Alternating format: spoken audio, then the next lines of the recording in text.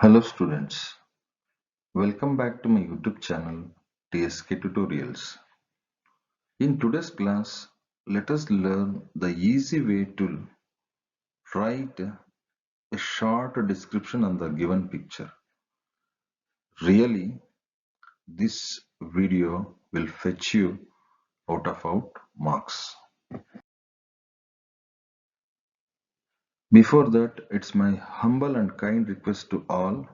If you are new to my channel, please do subscribe my channel to watch the most essential videos that are already in my YouTube channel.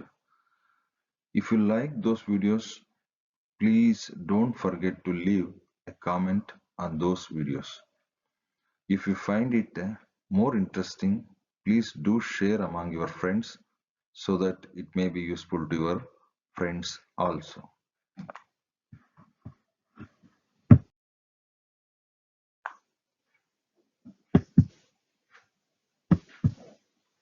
Dear students, here is a question for you which I had taken from the model question paper 2022-23.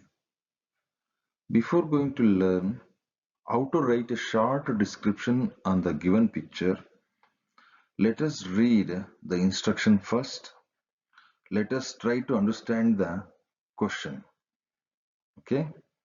ಆತ್ಮೀಯ ವಿದ್ಯಾರ್ಥಿಗಳೇ, ತಾವಿಲ್ಲಿ ನೋಡ್ತಾ ಇದ್ದೀರಾ 9ನೇ main ಅಡಿಯಲ್ಲಿ ಈ ಒಂದು ಪ್ರಶ್ನೆ ಕೇಳಲಾಗಿದೆ.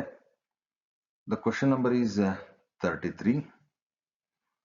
So it is for 3 marks. So ಇಲ್ಲಿ ಅವರಿಗೆ ಆ 9ನೇ ಮೈನಲ್ಲಿ ಕೊಟ್ಟಿರುವಂತಹ ಸೂಚನೆ ಏನಪ್ಪಾ ಅಂತಂದ್ರೆ study the picture given below, ಅಂದ್ರೆ ಕೊಟ್ಟಿರುವಂತಹ ಒಂದು ಚಿತ್ರವನ್ನ ಗಮನಿಸಿ ಅಂತ. ಸ್ಟಡಿ ಮೀನ್ಸ್ ಅಧ್ಯಯನ ಮಾಡಿ ಅಂತ, ಸೂಕ್ಷ್ಮವಾಗಿ ಗಮನಿಸಿ. Then write a description or an account of what the picture suggests to you in a paragraph. ಇಲ್ಲಿ 3 ಪದಗಳು ಪ್ರಮುಖ ಆಗುತ್ತೆ. ನಾವೇನ್ ಮಾಡ್ಬೇಕು ಅಂತಂದ್ರೆ ಫಸ್ಟ್ ಚಿತ್ರವನ್ನ ಅಧ್ಯಯನ ಮಾಡಬೇಕು. ಆ ಚಿತ್ರ ನಿಮಗೆ ಏನ್ ಸಜೆಸ್ಟ್ ಮಾಡುತ್ತೆ, ಆ ಚಿತ್ರ ನಿಮ್ಗೆ ಏನ್ ತಿಳಿಸುತ್ತೆ ಅನ್ನೋದನ್ನ ಗಮನಿಸಿ ನಾವೇನ್ ಮಾಡಬೇಕಾಗುತ್ತೆ, ಆ ಒಂದು ಚಿತ್ರದ ಬಗ್ಗೆ ವಿವರಣೆಯನ್ನ ಬರೀಬೇಕು, ಡಿಸ್ಕ್ರೈಬ್ ಮಾಡಬೇಕು. ಸೊ ನಾವು ಮಾಡುವಂತಹ ಒಂದು ಡಿಸ್ಕ್ರಿಪ್ಷನ್ ಹೇಗಿರ್ಬೇಕಪ್ಪ ಅಂತಂದ್ರೆ ಪ್ಯಾರಾಗ್ರಾಫ್ ರೀತಿಯಲ್ಲಿ ಇರಬೇಕು. ಯಾವುದೇ ಕಾರಣಕ್ಕೂ ಈ ರೀತಿ ವಾಕ್ಯದ ರೂಪದಲ್ಲಿ ಅಂದ್ರೆ ಒಂದೊಂದು ಲೈನ್ ಬರಿಬಾರದು. ಅದು ಪ್ಯಾರಾಗ್ರಾಫ್ ಅಲ್ಲೇ ಇರಬೇಕು, ಪ್ಯಾರಾಗ್ರಾಫ್ ಅಡಿಯಲ್ಲೇನೆ ಬರಿಬೇಕಾಗುತ್ತೆ. ಅರ್ಥ ಆಯ್ತು ಅಂತ ಭಾವಿಸ್ತೀನಿ.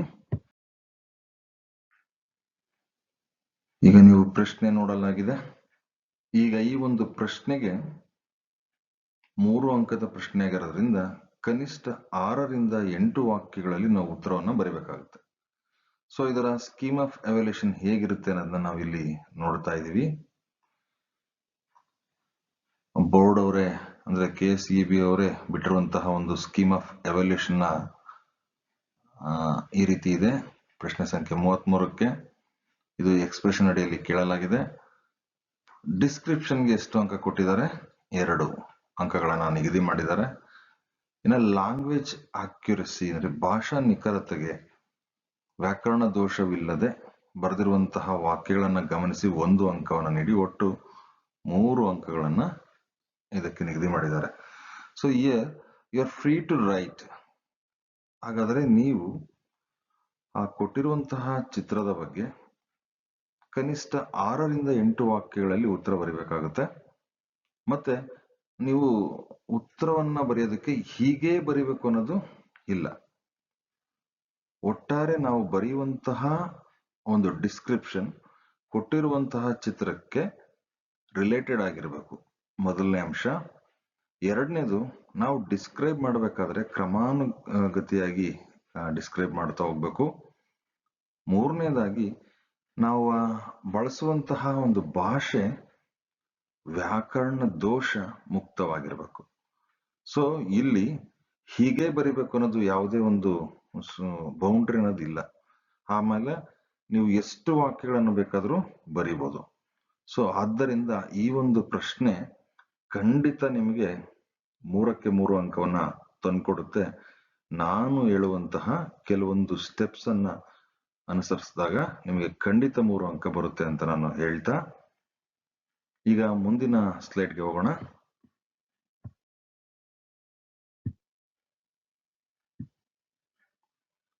ಸೊ ಕೆಲವೊಂದು ಜನರಲ್ ಇನ್ಸ್ಟ್ರಕ್ಷನ್ಸ್ ಅನ್ನ ನಾನು ನಿಮ್ ಗಮನಕ್ಕೆ ತರಲಿಕ್ಕೆ ಬಯಸ್ತಾ ಇದ್ದೀನಿ. ಈ ಒಂದು ಪ್ರಶ್ನೆ ಸಂಖ್ಯೆ 33. ಸೊ ಕೊಟ್ಟ ತಕ್ಷಣ ನಾವು ಏನ್ ಮಾಡ್ಬೇಕು? Observe the picture carefully. ಅವರೇ ಸೂಚನೆಯಲ್ಲಿ ಕೊಟ್ಟಿದ್ದಾರೆ. ಆ ಚಿತ್ರವನ್ನ ಸೂಕ್ಷ್ಮವಾಗಿ ಗಮನಿಸಿ ಅಧ್ಯಯನ ಮಾಡಿ. ಅದರೊಳಗಡೆ ಏನೆಲ್ಲ ಇದೆ ಅಥವಾ ಯಾವ ಒಂದು ಸಂದೇಶವನ್ನ ಒಂದು ಚಿತ್ರ ಕನ್ವೆ ಮಾಡ್ತಿದೆ ಅನ್ನೋದನ್ನ ಗಮನಿಸಿ. Observe the persons, objects, things in the picture.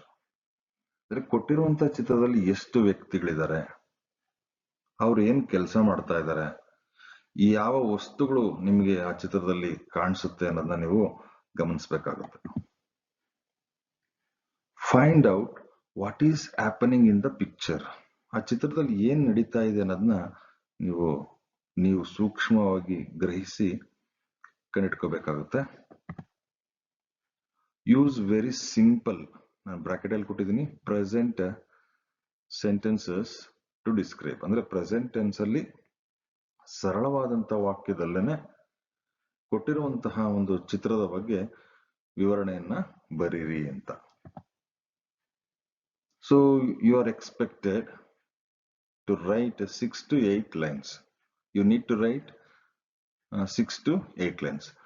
As it is a 3 marks question, 3 ಅಂಕದ ಪ್ರಶ್ನೆ ಆಗಿರೋದ್ರಿಂದ 6 ರಿಂದ 8 ವಾಕ್ಯದಲ್ಲಿ ನೀವು ಆ ಒಂದು ಪ್ರಶ್ನೆಗೆ ಉತ್ತರ ಬರೆದ್ರೆ ಸಾಕಾಗುತ್ತೆ. ಗೊತ್ತಿದೆ ಅಂತ ನೀವು ಹೆಚ್ಚು ಉತ್ತರಗಳನ್ನ ಬರಿತಾ ಹೋದ್ರೆ ನಿಮ್ಗೆ ಸಮಯದ ಅಭಾವ ಆಗುತ್ತೆ. ಇದೊಂದು ಅಂಶವನ್ನು ನೀವು ಗಮನದಲ್ಲಿ ಇಟ್ಕೋಬೇಕಾಗುತ್ತೆ ವಿದ್ಯಾರ್ಥಿಗಳೇ.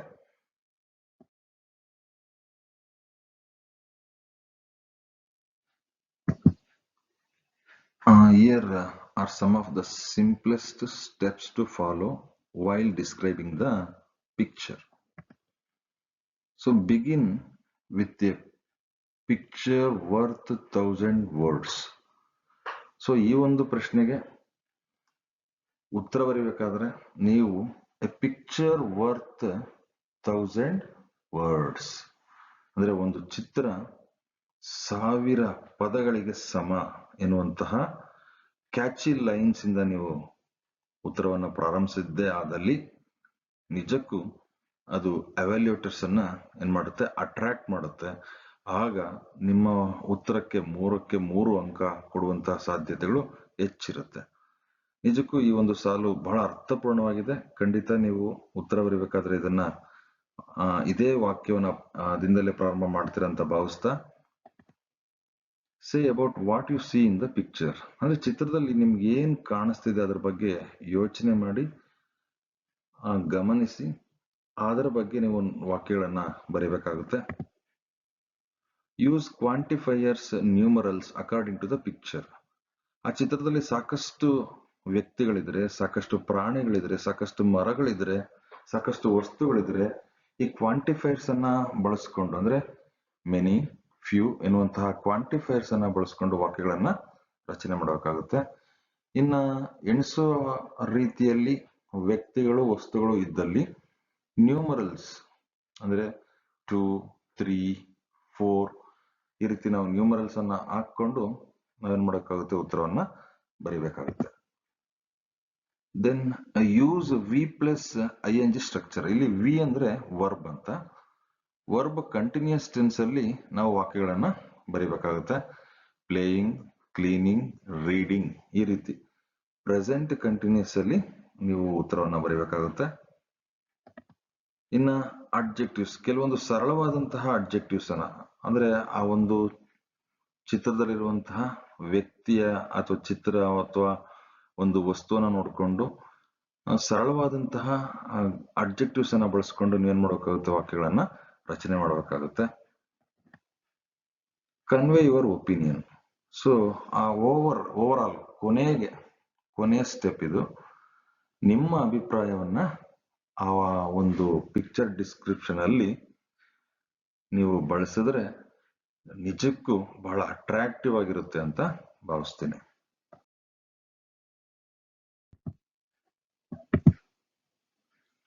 Use these common sentences. So ಇಲ್ಲಿ ಈಗಾಗಲೇ ನಾನು ಹೇಳಿದಂತೆ ಕೊಟ್ಟಿರುವಂತಹ 33ನೇ ಪ್ರಶ್ನೆಗೆ ಉತ್ತರ ಬರೀಬೇಕಾದ್ರೆ ನಿಮ್ಮ ಮೊದಲನೇ ಸಾಲ ಏನಾಗಿರ್ಬೇಕು, a picture worth 1000 words. So ಇದನ್ನ ಡಬಲ್ ಇನ್ವರ್ಟೆಡ್ ಕಾಮದಲ್ಲಿ ಹಾಕಿ ಅಂಡರ್ಲೈನ್ ಮಾಡಿ ಬರ್ದಾದಲ್ಲಿ ಒಂದು ಅಟ್ರಾಕ್ಟಿವ್ ಆಗಿರುತ್ತೆ. Next, this picture is beautiful. ಈ ಒಂದು ಚಿತ್ರ ಸುಂದರವಾಗಿದೆ ಅಂತ. This picture is attractive, meaningful, informative. ನೋಡಿ ಎಷ್ಟೆಲ್ಲ ವಾಕ್ಯಗಳನ್ನ ಹೇಳಿದೆ ನಾನು. ಅಟ್ರಾಕ್ಟಿವ್, ಮೀನಿಂಗ್ಫುಲ್,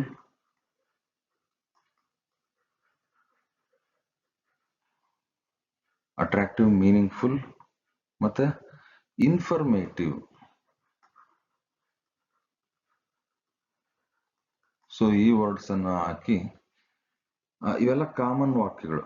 ಕೊನೆಗೆ ವಾಕ್ಯದ ಕೊನೆಯಲ್ಲಿ ನಿಮ್ಮ ಅಭಿಪ್ರಾಯವನ್ನು ಹೇಳಬೇಕಾದ್ರೆ I like this picture very much. So ಈ ತರ ಸರಳ ವಾಕ್ಯಗಳನ್ನು ನೀವು ಆ ಒಂದು ಡಿಸ್ಕ್ರಿಪ್ಷನ್ ಅಲ್ಲಿ ಸೇರಿಸಿ ಬರೆಯಿದ್ರೆ ತುಂಬಾ ಚೆನ್ನಾಗಿರುತ್ತೆ.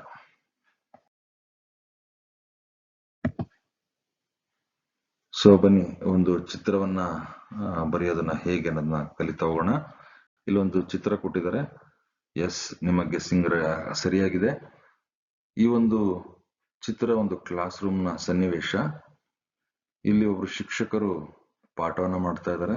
ಆ ತರಗತಿಯಲ್ಲಿ ವಿದ್ಯಾರ್ಥಿಗಳು ಬಹಳ ಆಸಕ್ತಿಯಿಂದ ಪಾಠವನ್ನ ಕೇಳ್ತಾ ಇದ್ದಾರೆ. ಇದ್ರ ಬಗ್ಗೆ ನಾವು ಡಿಸ್ಕ್ರಿಪ್ಷನ್ ಬರೀಬೇಕಾದ್ರೆ ನಾನು ಈಗಾಗಲೇ ಹೇಳಿದಂತೆ ಮೊದಲನೇ ವಾಕ್ಯ ಏನಾಗಿರ್ಬೇಕು, ಎ ಪಿಕ್ಚರ್ ವರ್ತ್ 1000 ವರ್ಡ್ಸ್. ಈ ವಾಕ್ಯ ಅರ್ಥ ಆಗಿದೆ ಅಂತ ತಿಳ್ಕೊಳ್ತೀನಿ. ಮತ್ತೆ ಇನ್ವರ್ಟೆಡ್ ಕಾಮದಲ್ಲಿ ಇದನ್ನ ಕೋಟ್ ಮಾಡಿ ಬರೀಬೇಕು. ಮತ್ತೆ ಎರಡನೇ ವಾಕ್ಯ ಕಾಮನ್ ಆಗಿ ಬರೆಯುವಂಥದ್ದು, this is a beautiful picture. ಆ ಪಿಕ್ಚರ್ ಯಾವ ರೀತಿ ಇದ್ರೂ ಪರವಾಗಿಲ್ಲ, ನೀವು ಆ ಚಿತ್ರದ ಬಗ್ಗೆ ಈ ರೀತಿಯ ಒಂದು ಅಪ್ರಿಸಿಯೇಷನ್ ಸೆಂಟೆನ್ಸ್ ಅನ್ನ ನಾವು ಬಳಸಬೇಕಾಗುತ್ತೆ. ನಂತರ ಮೂರನೇ sentence, it is the picture of A class room. ಅಂದ್ರೆ ಇದು ಯಾವ ಚಿತ್ರ ಇದು ಅಂತ. It is the picture of A class room. ಹೌದು, ಇದು ಕ್ಲಾಸ್ ರೂಮ್ ನ ಚಿತ್ರ ಆಗಿದೆ. ಇನ್ನ ಮುಂದುವರಿದು ನಂತರ ಈ ಪಿಕ್ಚರ್ ಅಲ್ಲಿ ಏನೆಲ್ಲ ಇದೆ ಅಂತ ನಾವು ಬರೀಬೇಕಾಗತ್ತೆ. There are. ಸೊ ಇಲ್ಲಿ ನೀವು ಗಮನಿಸ್ತಾ ಇದ್ದೀರಾ, ಆರ್ ಬಳಸಿದೀನಿ. ಯಾಕೆಂದ್ರೆ 6 ಸ್ಟೂಡೆಂಟ್ಸ್, 6 ಜನ ವಿದ್ಯಾರ್ಥಿಗಳು. ಕೌಂಟ್ ಮಾಡ್ತೀನಿ ನೋಡಿ, 1 2 3 4 5 6, 6 ಜನ ವಿದ್ಯಾರ್ಥಿಗಳು ಈ ಚಿತ್ರದಲ್ಲಿ ಕಾಣಿಸ್ತಾ ಇದ್ದಾರೆ. There is a table in the picture. Picture ಅಲ್ಲಿ ಒಂದು ಟೇಬಲ್ ಇದೆ. ದೇರ್ ಈಸ್ ಎ ಗ್ಲೋಬ್, ಒಂದು ಗ್ಲೋಬ್ ಸಹ ಕಾಣಿಸ್ತಾ ಇದೆ. And a book on the table, ಒಂದು ಪುಸ್ತಕ ಸಹ ಕಾಣಿಸ್ತಾ ಇದೆ. There is a wooden chair in the picture, ಒಂದು ವುಡನ್ ಚೇರ್ ಸಹ ಇಲ್ಲಿ ಕಾಣಿಸ್ತಾ ಇದೆ.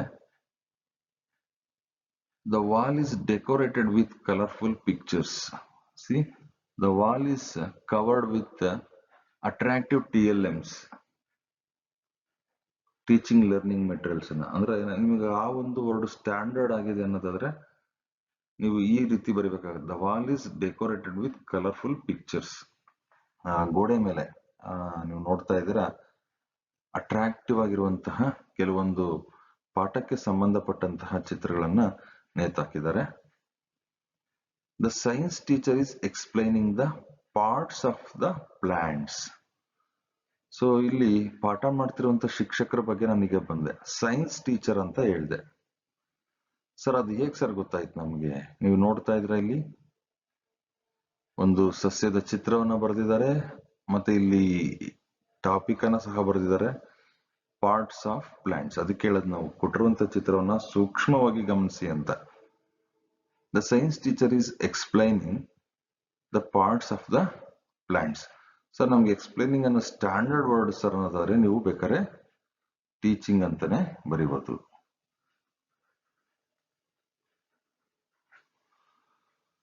ನಂತರ ಕೊನೆಯದಾಗಿ ನಮ್ಮ ಅಭಿಪ್ರಾಯ ಹೇಳ್ಬೇಕಾದ್ರೆ, totally the class room is very attractive.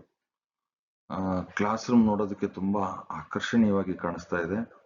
This picture is meaningful. ಈ ಒಂದು ಚಿತ್ರ ಅರ್ಥಗರ್ಭಿತವಾಗಿದೆ. I like this picture very much. ಆದ್ದರಿಂದ ನಾನು ಈ ಒಂದು ಚಿತ್ರವನ್ನ ಬಹಳಷ್ಟು ಇಷ್ಟಪಡ್ತೀನಿ. ನೋಡಿ, ಇದು ಕಾಮನ್ ಸೆಂಟೆನ್ಸಸ್ ಇವೆಲ್ಲ. ಇದನ್ನ ನಾವು ಹಾಗೆ ಬರಿಬೇಕಾಗುತ್ತೆ. ಸೊ ಒಟ್ಟಾರೆ ಇಲ್ಲಿ 1, 2, 3 ಕಾಮನ್ ಸೆಂಟೆನ್ಸಸ್ ಅನ್ನ ಮತ್ತೆ ಇಲ್ಲಿ 4, 5 ಕಾಮನ್ ಸೆಂಟೆನ್ಸಸ್ ಅನ್ನ ಬರೆದ್ರೆ ಬಹಳ ಕ್ಯಾಚಿ ಆಗಿರುತ್ತೆ ಅಂತ ಹೇಳ್ತಾ,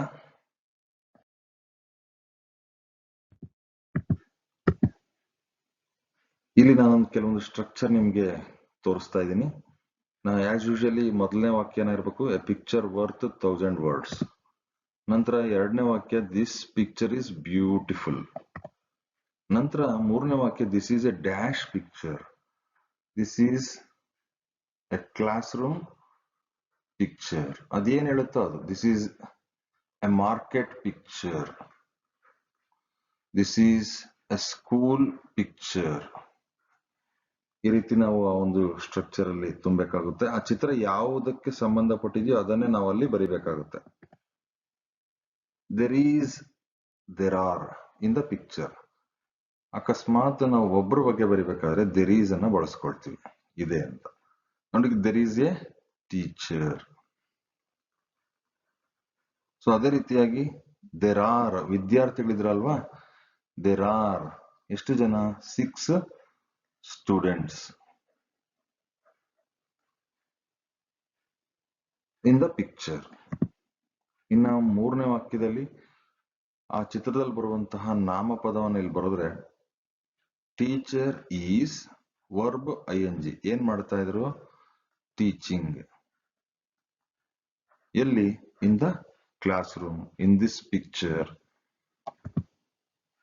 the picture is meaningful or attractive. ಆ ಚಿತ್ರ ನಿಜವಾಗ್ಲೂ ಆಕರ್ಷಣೀಯವಾಗಿದೆ, ಅರ್ಥಗರ್ಭಿತವಾಗಿದೆ ಅಂತ ಬರೆದ್ರೆ ಚೆನ್ನಾಗಿರುತ್ತೆ. I like this picture very much. So ಇವೆರಡು ಕಾಮನ್ ಸೆಂಟೆನ್ಸಸ್. ನಾವು ಅಂದ್ರೆ ಈ ಚಿತ್ರದ ಈ ಒಂದು ಪ್ರಶ್ನೆಗೆ ಉಪಸಂಹಾರವಾಗಿ 2 ವಾಕ್ಯಗಳನ್ನು ನಾವು ಬರೀಲೇಬೇಕಾಗುತ್ತೆ. ಇನ್ನ ಇಲ್ಲೊಂದು ಚಿತ್ರ ನೀವು ಗಮನಿಸ್ತಾ ಇದ್ದೀರಾ. ಈ ಒಂದು ಚಿತ್ರವನ್ನ ಜುಲೈ 2024ರಲ್ಲಿ ಕೇಳಿರೋಂಥದ್ದು. ಸೊ ಇಲ್ಲಿ ಒಬ್ಬ ರೈತ ಉಳುಮೆ ಮಾಡ್ತಿರುವಂತಹ ಚಿತ್ರವನ್ನ ಕೊಟ್ಟಿದ್ದಾರೆ. ಸೊ ಇದಕ್ಕೂ ಅಷ್ಟೇ ನಾವು ಈ ಒಂದು ಚಿತ್ರದ ಬಗ್ಗೆ ಬರೀಬೇಕಾದ್ರೆ ಈ 3 ಕಾಮನ್ ಸೆಂಟೆನ್ಸಸ್ ಅನ್ನ ಬರೀಬೇಕಾಗುತ್ತೆ. A picture worth 1000 words. This is a beautiful picture. It is the picture of a dash cultivation. ನಂತರ there are 2 bullocks in the picture. 2 ಎತ್ತುಗಳನ್ನ ನೀವು ನೋಡ್ತಾ ಇದ್ದೀರಾ, ಅದನ್ನ ನಾನು ಇಲ್ಲಿ ಬರೆದಿದ್ದೀನಿ. There is a farmer in the picture. ಚಿತ್ರದಲ್ಲಿ ಯಾರು ಕಾಣ್ತಾ ಇದ್ದಾರೆ? ವ್ಯಕ್ತಿ. ಅವನನ್ನು ನಾವೇನಂತ ಕರಿತೀವಿ? ಫಾರ್ಮರ್. ಹಾಗಾದ್ರೆ ಆ ವ್ಯಕ್ತಿ ಏನ್ ಮಾಡ್ತಾ ಇದ್ದಾನೆ? Is working. ಎಲ್ಲಿ? ನೋಡಿ, preposition in is field. So ಏನ್ ಕೆಲಸ ಮಾಡ್ತಾ ಇದ್ದಾನೆ? Is ploughing. ನಾನು ಆಗ್ಲೇ ಹೇಳಿದಂತೆ ವರ್ಬ್ ing ಫಾರ್ಮ್ ಅಲ್ಲಿ ಇದೆ ನೋಡ್ರಿ. ಪ್ಲೋ ಅಂತಂದ್ರೆ ಉಳ್ಮೆ ಮಾಡೋದು. Ploughing during day time. ಯಾವ ಟೈಮಲ್ಲಿ ಕೆಲಸ ಮಾಡ್ತಿದ್ದಾನೆ? ಡೇ ಟೈಮ್ ಅಲ್ಲಿ. So is a hard worker. Adjective ಅಂತ hard worker. Is ploughing the fields to grow crops. ಹೊಲಗಳನ್ನ ಅವನು ಉಳ್ಮೆ ಮಾಡ್ತಾ ಇರೋದು ಬೆಳೆಯನ್ನ ಬೆಳೆಯೋದಕ್ಕೆ. Is the backbone of the country. ಯಾವುದೇ ದೇಶದ ಬೆನ್ನೆಲುಬು ಯಾರಾಗಿರ್ತಾರೆ? ರೈತ ಆಗಿರ್ತಾನೆ. ಈ ಫೀಡ್ಸ್ ದ ನೇಷನ್. ಯಾಕಪ್ಪ ಅಂತಂದ್ರೆ ಅವನು ಬೆಳೆದಂತಹ ದವಸ ಧಾನ್ಯವನ್ನ ಇಡೀ ರಾಷ್ಟ್ರಕ್ಕೆ ಹಂಚ್ತಾನೆ. This picture is very attractive. ಈ ಒಂದು ಚಿತ್ರ ತುಂಬಾ ಆಕರ್ಷಣೀಯವಾಗಿದೆ. ನೋಡ್ತಾ ಇದ್ದೀರಾ? ಈ ಒಂದು ಚಿತ್ರ ತುಂಬಾ ಆಕರ್ಷಣೀಯವಾಗಿದೆ. This picture is meaningful. ಅರ್ಥಗರ್ಭಿತವಾಗಿದೆ. ಒಬ್ಬ ಶ್ರಮಿಕ ರೈತ ಕಷ್ಟಪಡ್ತಿರುವಂತಹ ಚಿತ್ರ ಇದು. Therefore I like this picture very much. ಈ ರೀತಿಯಾಗಿ ಈ 2 ವಾಕ್ಯಗಳೊಂದಿಗೆ ನಾವು ಈ ಒಂದು ಚಿತ್ರದ ಬಗ್ಗೆ ಡಿಸ್ಕ್ರಿಪ್ಷನ್ ಅನ್ನ ಎಂಡ್ ಮಾಡಬೇಕಾಗುತ್ತೆ.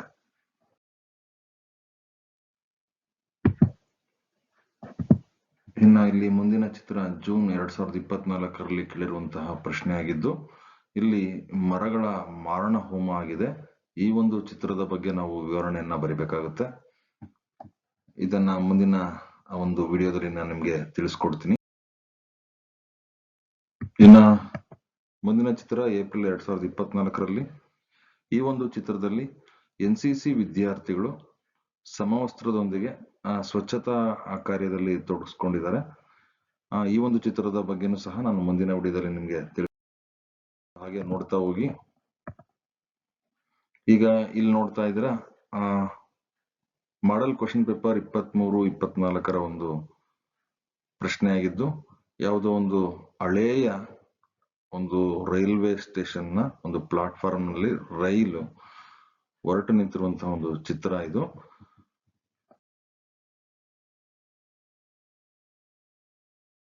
ಇನ್ನು ಮುಂದಿನ ಚಿತ್ರ ಜೂನ್ 2023ರಲ್ಲಿ ಕೇಳಿದಂಥದ್ದು. ಇಲ್ಲಿ ಸಹ ವಿದ್ಯಾರ್ಥಿಗಳು ಒಂದು ಸ್ವಚ್ಛತಾ ಕಾರ್ಯದಲ್ಲಿ ತೊಡಗಿಸ್ಕೊಂಡಿದ್ದಾರೆ. ಸೊ ಇದರ ಬಗ್ಗೆನೂ ನಾವು ವಿವರಣೆಯನ್ನ ಬರೀಬೇಕಾಗುತ್ತೆ. So up to now you have watched and learnt how to write a few sentences on the given picture. I hope this video is very useful to you. Thank you for watching, and I request please visit my channel to watch many more such videos. So here is an address for you at TSK Tutorials. Note down, at TSK Tutorials. Okay, thank you one and all.